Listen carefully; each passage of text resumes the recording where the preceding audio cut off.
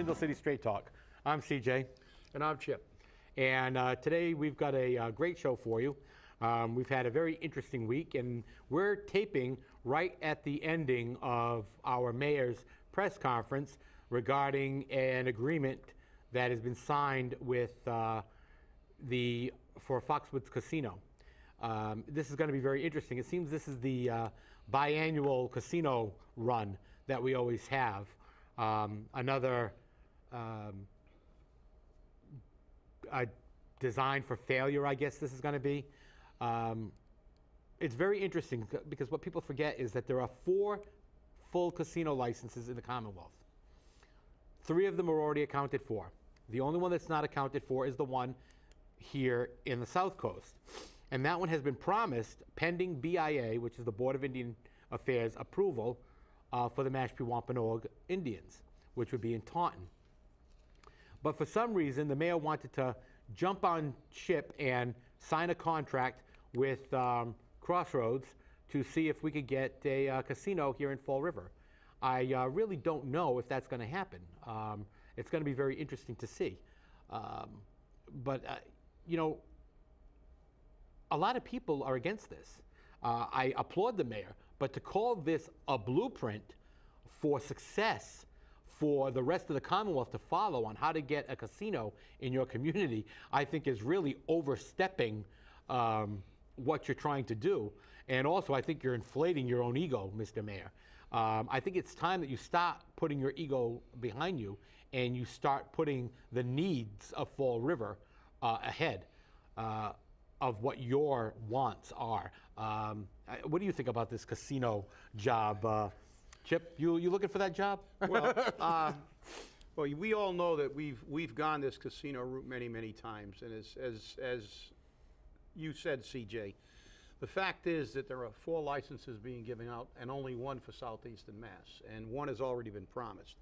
The other factor is that the mayor seems to very conveniently ignore is the fact that it's a state-issued license, and the fact is the head of our state delegation, our state senator, is opposed to gambling, casino gambling. So I don't know how hard he's going to work to get this through if we had a chance. And even if we did get the casino, it's not the panacea for everything. I know people are opposed, people are in favor, but the fact is it will bring jobs to the community. The gambling aspect, well, you know, the reality we have is that somebody can walk down to the corner store in Fall River and spend their entire paycheck on scratch tickets.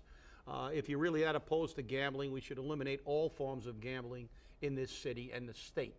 The fact is, we can at least get jobs. But are we going to get jobs? Are we going to get this casino? If this was on a gambling table, the odds would probably be 10-1 that we're going to get this against us getting it. Yeah, I believe the 10-1 against. And, you know, I can understand the reason why the mayor would want to get a casino. It's the host fees. Those host fees can really fill the shortfalls in a budget and can help move the city out of financial disaster. Oh, wait a minute. Did I say that? So, yes, we want to do that. And people are going to say we're being negative about this, but we're not being negative. We're being quite real, because what has to happen here is, first off, the LLC has to find a location to place this casino. Now, my inside sources tell me that several locations have already been identified. Even though the mayor has formed today a siting committee, which was the biggest joke in the world. It consists of Rob Mellion, Ken Fiola, the Vice President of the Fall River Office of Economic Disaster, Carl Garcia from, I guess that's Carl's Collision Center. And it makes me wonder, you know, why were these people chosen? Well, one of the reasons is one of the properties being looked at is Dan Bogan's property. Former mayor, former city council president, former city councilor. He has a property that he's cleaned up quite well, and he was actually going to try to sell it to the city at one point to use for the combined sewer overflow. And they need 30 to 70 acres. So you're looking at a large parcel of land for this. Now, another area that they're looking at is supposedly somewhere up in the industrial park and the airport section. Part of it even being part of the dump. Just what I want is a hotel room overlooking Mount Trashmore. Sounds like a great time to me. And then you've always got Weaver's Cove. So these are three areas right off the bat that people are pointing their fingers at, saying these are possible locations. But again, think about that. Not only do you have to get that done, now you've got to have a special election. You've got to have a ballot to approve or deny the casino. Now, Milford did this, and that's where this company comes from, because this company tried to put a casino in Milford. Once they failed the ballot portion, they came here to Fall River. And these companies look at communities, for the most part, that are in dire financial straits, that are in dire need of jobs, that are in dire needs of an economic boost. And Fall River is perfect for the pickings of any type of company like this. So let's say, for the sake of argument, we get past the ballot and we say yes to it. Now we got to go to the state. Here's where the problem lies. You've got one license already promised to the Mashpee Wampanoags, pending BIA approval. And you've got another community saying, we want it. And you have other communities who say they want it. And there are lawsuits pending saying that the law is illegal because they've restricted the license to Indian tribes only. So you're looking at 3 to 5 years of lawsuits, not only from outside sources such as cities and towns and companies, but also internally right here in Fall River from neighborhood groups who don't want the casino in their backyard, because we all know Fall River is a NIMBY community, not in my backyard.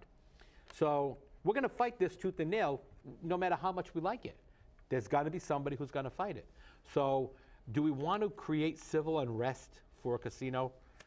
It's amazing. But I think the one big point that everyone has forgotten here, it is not government's job to create jobs. It is not government's job to create jobs. That's a message that for some reason the mayor and the city council can't get through their heads. It is your job to make the environment amenable to businesses coming here. The businesses, the private sector, create the jobs. Am I wrong? No, you're not. And the other factor is, and we're gonna give a little alternate perspective here, is that could this be, because I'm sure that everyone, well, maybe not the mayor, but almost everyone knows that this, even if it goes forward, will take years, just as everything the mayor promises does. It's always down the road, and down the road quite a ways, and that road never seems to come to an end. But could this be, and I'm posing this question to you, CJ, for your comment, could this be a diversionary tactic? Because we're announcing about the casino, and we talk about the money it'll bring in and the jobs, and everybody's gets focused on the casino. But at tonight's city council meeting, they're talking about increasing sewer fees, water fees. The mayor has now, we've heard from our sources, that now we're talking about pay as you throw, which, if my memory serves me correctly, the mayor during the mayoral debate said categorically that was off the table. It wasn't a consideration. And now I have heard from reliable sources that the committee for the landfill has been disbanded, that committee that virtually never met and was another window dressing. The new city administrator and the mayor have now put it in the hands of a city council subcommittee, and they're going to deal with pay as you throw. So the reality is, again, the beleaguered taxpayers of the city of Fall River are looking at bonding and increases in water fees and pay as you throw and more and more and more. And before I turn it over to you for your comment, I'm going to say, for everybody out there, I am sick and tired of hearing the city council, and I told a few city councils that this morning when I spoke to them. I am sick and tired of them saying that Don't complain. You have the lowest tax rate in the Commonwealth, one of the lowest tax rates in the Commonwealth. We don't, people. Compare the income and the ratio of our income to our tax rate, and we're one of the highest communities in the state. For example, the average income in Newton's $109,000, the household average. These are the U.S. Bureau of Census Statistics, by the way, and these we use in a presentation I made before the City Council, before the budget. And at the time, the Fall River income household average was $34,000. So that's about 3 times more. And I don't think Newton's taxes are 3 times more than ours. No, I think if we take how much we pay for our homes and increase all these little add-ons, which are hidden taxes, like pay-as-you-throw, water meter fees. That's the cost of owning a home. They're hidden taxes. I have challenged a few of the city councilors to have a ratio and proportion of income to tax rate done, and I am betting, without the casino, that we will be one of the highest in the state. Oh, I'm sure we will be. And one of the things that I think is important to note is that, as you said, and we brought this up on this show, is that the Waste Committee meeting, or whatever they wanted to call themselves, really and truly never really met. Their last meeting was in the fall of 2012. I mean, that's over a year ago. And they came up with no options and nothing. City Councilor Mike Mioza stated very clearly that it is not up to the City Council to propose a solution to this, that it's up to the mayor to propose it and the City Council to dispose of it, and he's correct. And the mayor said in his bid for office, which you, the people of Fall River who voted for him, believed his line of lies and bull, said that pay-as-you-throw is off the table. But now all of a sudden, it's coming out of his office that pay-as-you-throw is on the table. Privatizing DCM, which he also told the DCM employees when he bought them those beautiful boots during the election cycle, that, you know, we're not looking at privatizing DCM. Yes, he is. And it's come out of his office yesterday, the privatization of DCM, which, by the way, the city of New Bedford has done. And they're now looking at increases in their waste management fees. So we have to look at this, and we have to say, what are we doing? You know, where are we going? And in one of our future shows, we're going to be looking at the city of New Bedford compared to the city of Fall River and the budgets, and why are things so different in New Bedford than Fall River, and why are things in such better condition? Because we have to look at that. But on to another major topic that we have here, and that is we had a major fire on Route 24 here yesterday for us, for our taping. And I believe our city fire department did the best job that they could do with the equipment they had. Each of our fire trucks has on board 50 gallons of Class B foam. Now, Class B foam is what is known as triple F. And it's not the heavy-duty foam, the foam that is really thick and heavy and can put this stuff out. And I'm going to let Chip talk more about that. But at one time in the history of our city, we had an engine 6, which had a foam. It used to have a foam hose, not instead of a regular water hose on it. You know, it had a huge foam hose, and we don't have that anymore. And when I spoke to the Fire Command Center's press office yesterday, and I asked them, they said, "Oh no, we don't have one any longer. That's handled regionally now by Bristol County." And we called out immediately to Somerset and New Bedford to have them bring their foam trucks in, and then they handle putting the foam on. That seems a little questionable to me when we have huge trucks of liquid propane driving through our city, driving through residential districts, and huge tanker trucks driving through with gasoline. I mean, it seems to be, you know, an explosion and a disaster waiting to happen, especially in a city so tightly packed like Fall River. Chip, you've been a deputy chief and, district chief, and you know what this is like. I mean, can you tell us, what do you think about this? Yes, it is more, it's more kind of really not addressing the issue. The fact is that we still do have that engine. Actually, I checked yesterday with an active firefighter and said that that engine is still here, still has the capability of applying Class A foam to a fire.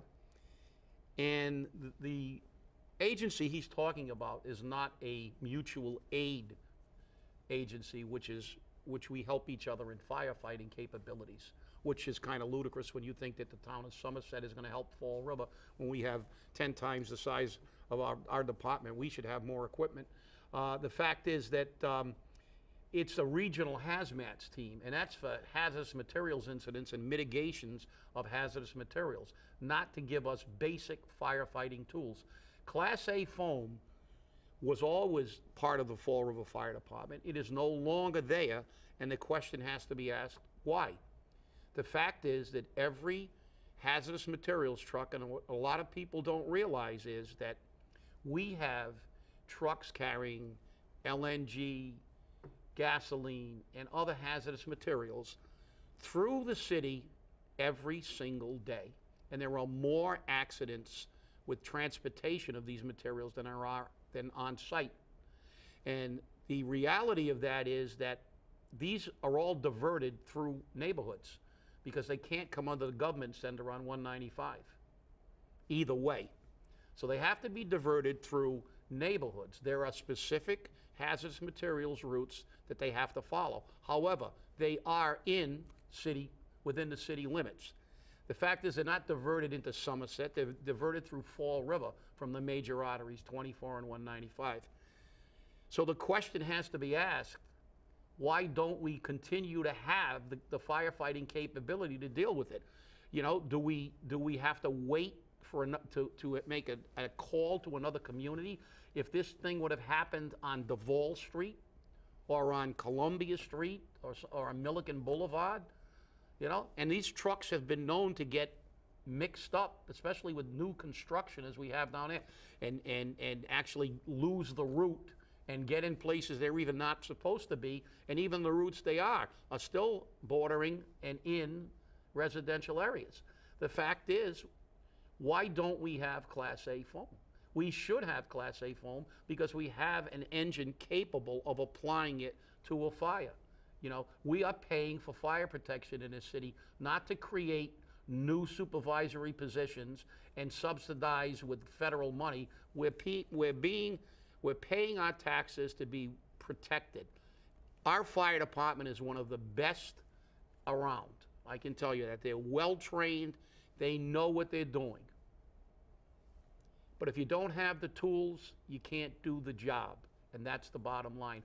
And the question has to be asked, why don't we have the tools? Stop being an addition. They think we're all dumbbells. Love those. I love your toys. I really do.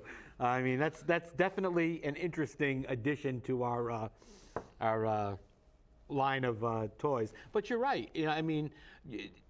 Not giving the fire department the tools they need to do their job is like sending the police out without their guns or their handcuffs. Send them out with a cap gun. It doesn't seem right. And that doesn't come from our fire department leadership. That comes from our city council, and that comes from our mayor, because they're the ones that set the budget. They're the ones that set the tone, and they're the ones that approve the purchase of equipment. And if that equipment isn't made available, that's their fault. So remember that. It's kind of tough when we can't even have done what we need done in this city. And, we have to look at that. It's definitely becoming very interesting. Tonight will be a city council meeting, and as was alluded to earlier, Terry Sullivan, another one who goes on vacation and we lose grant money, is going to come forth and ask for what I have been told are exorbitant, very high increases in water and sewer fees of the city council. Now, didn't we just give him 2 fees just a few months ago? And now he needs fee increases again? I mean, where is this money going? How is he spending it? Are we paying for vacations to Aruba for somebody? I really have to ask myself this. And the other question is, where's the money we're supposed to be saving? Because our sewer department isn't even city employees. They're privatized. A lot of people don't know that. There's a private contractor running that. So if we're running that with a private contractor, we're supposed to save money. How come the fees keep going up? Does that say that privatization doesn't work? Because if it does, Mr. Mayor, you better look at that before you start talking about privatizing trash collection. You know, the problem we have in Fall River is we have these fireproof doors set up in our brains, and nothing gets through. Even when we talk reasonably, you don't think we are.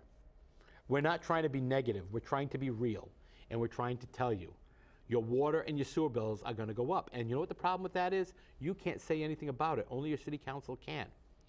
And if they approve that, you can thank them for an increase in taxes again. And that's a tax that is not something you can do about. It's not like you can say, I'm not going to pay it anymore, because you need water and you need sewer. And the only way around that is to dig a well and put in a septic system. And I really don't think you're going to be able to get a septic system inside the city limits of Fall River. So, and I doubt you're going to find any place to, you know, drill a well. It might be a little difficult. So, you know, think about this as you cast your ballots and you're talking to your city councilors, and give them a phone call. When you see this right away, call your city councilors and say, you don't care what Terry Sullivan says. Vote no on an increase. He just got 2. Doesn't matter what his reasons are, because you know what his reason's going to be? It's going to be another catastrophe. If we don't get it, the watershed is going to shut down, sewer is going to back up into the streets, there's going to be, you know, mayhem, and hell, the doors of hell are going to open up, and it's going to flow everywhere. Am I about right there, Chip? I don't know. I mean... Well, you summed it up pretty well, because the fact is that what we have here is a, to quote an old movie, you know, a failure to communicate, because they failed to communicate reality here, because we don't maintain our equipment. Now there's a bond that they're going to look at to get new police cars. We have the same problem with fire apparatus. They wait until the fleet is falling apart. What do we spend our money on? What are we spending our money on? We don't maintain our school buildings. We don't maintain our, we run our police cars into the ground. You know, there was talk years ago, and as a matter of fact, I brought up in front of the council about fire apparatus, to have a replacement schedule where we took a small amount of money every year, set it aside, and bought apparatus or police cars and every so often. That never has been done. They just throw money away, giving people jobs, giving people pay raises, and there's no equipment. And as far as privatization is concerned, you know, that's the oldest con in the world. Certain services can't be privatized. They tried it with fire departments. We see it. Certain community services like DPW, they'll come in with a low ball figure, and then they'll say this is going to be cheaper to run. Ultimately, it goes up and goes up, and then you have no control. You lose control, which the city has when it's a city department, and you end up with your trash being picked up by people from Ecuador that are working for minimum wage and don't care where the hell your trash ends up. If it's in a truck, fine. If it's on the street, fine. And, you know, the level of services go down, and the cost goes up. True. Time for your commentary. Oh, yes, I know. Well, it's that time of the show, and, you know, I started out a little bit talking about the, you know, biannual casino trip. Seems we've ridden this train before. And we'll have the casino probably all this year. We'll be talking about it, and we'll be fighting for it, and we'll spend money on getting it, and it'll come to the end, and we won't see it.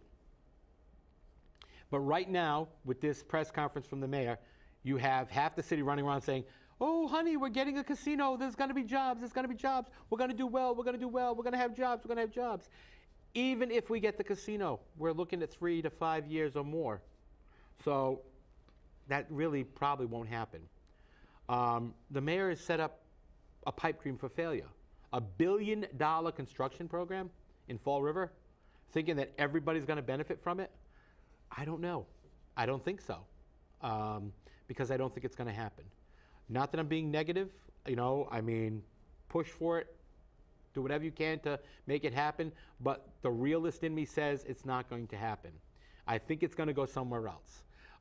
And if it doesn't go to Taunton, I really think it's probably going to go to Plymouth County. As was mentioned earlier, Senator Mike Rodrigues is not for a casino. As a matter of fact, he's dead set against it.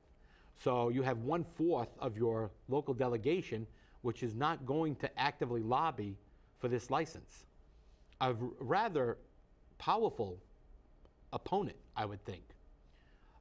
And you have to say, how can you put all your eggs in one basket once again? None of our citizens in Fall River are really capable at this point in time of handling some general casino jobs, except for probably cook, waiter, maid, housekeeping, those type of jobs. But I mean, dealer and auditor and bookkeeper and those jobs, we don't have a lot of people that are trained in those jobs. And that's where we should be focusing on, is the training of our students, the retraining of our unemployed on getting those people done. That's how we attract businesses to Fall River. We attract them by showing them that we have the people who have the skills to do the jobs. Not that we're going to give them a lovely site on the river, or we're going to give them a lovely site here, or a lovely site there, but we are going to give them a site where not only are they going to get the lovely side of the river, but they're going to get the lovely site of workers who have the skills. That's how we attract business. It is not government's job to create jobs. It is government's job to make the environment amenable and attractive to businesses to come to our community. And unless we do that, we will not have businesses come to our community. So with that, I want to leave you with this thought. What is better for Fall River to have? A lovely casino where nobody can work, or a city where we have the people who can do the jobs and have the skills, and have the businesses trying to knock down our door to come in?